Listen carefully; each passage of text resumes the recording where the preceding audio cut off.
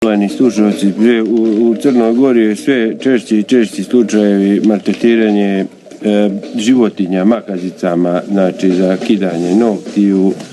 I sa nama večeras u studiju pogotovo vi, a i vaš brat, znači koji su zaista ovdje stručnjaci za prestanak maltretiranja životinja makazicama, znači za sve vas koji volite da maltretirate životinje makazicama, onim malim makazicama kojima se kidaju nokti, tu su gospodin Špitlo. A pored svih obaveza koje čovjek ima i funkcija koje obavljam, stvarno mi ne pada na pamet da pričam o tome u ovim posljednjim satima.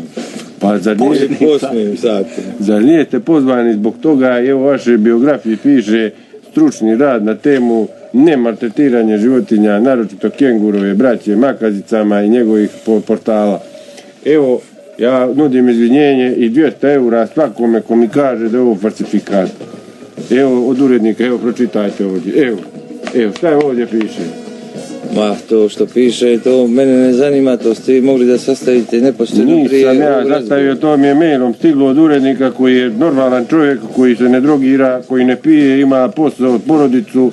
Ne bih rekao, nikad nije napravio propust. Znači, vi ne želite o makazicama napisati? Pa ja skoro, pa i neću. Ne želim i neću. Pa onda jebem u mater, stvarno, da li da mi propada emisija ili da smislimo neku drugu temu. Pa možda da smisliš neko drugo pitanje. Evo, pita njega o makazicama. Ja neću ni ako neće ni on da priča. Pa jeste vi bavite time? Ja se ni ne bavim time. A da li se on nikad bavio makazicama? Koliko ja se sjećam, brat sam mu, znači, skoro sam od rođenja sa njim, praktično sam ga ja i podigao.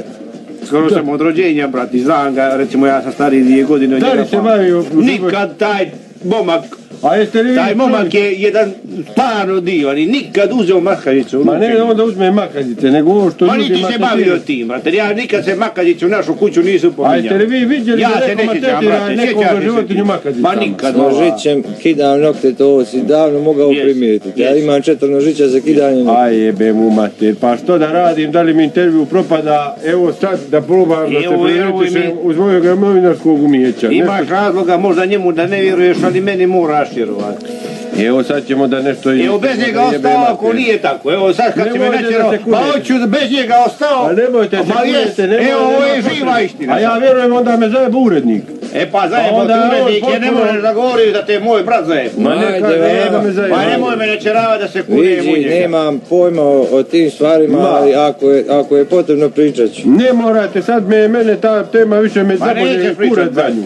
Neće stvarno više sad da počnete najljepše od njoj da pričate i izvuta bi baš bez njega jedinoga kunem. Da skočem u moraču sad.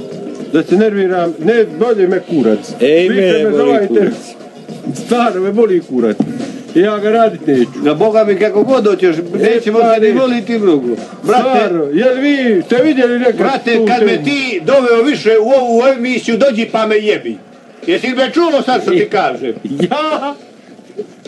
Ako ćeš nas pitat o drugim stvarima, hoćeš, ako ne da ti pravo reče i mene boli kurac i za emisiju i za sve ovo što si ti napravio.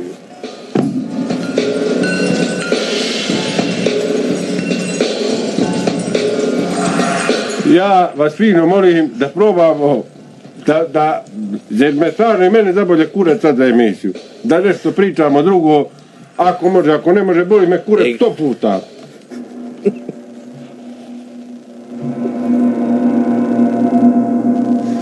Evo. I garantujem ti da neću pričati, da ti me boli kurac za emisiju, ni za ovu priču. Ako ćeš pitat, pitaj.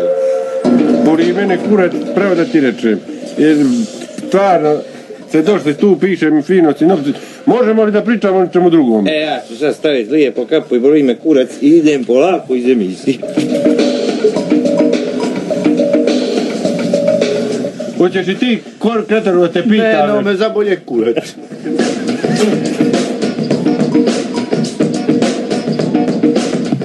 Boli mene kurac, dragi slušalci, ko to te slučaj boli me kurac.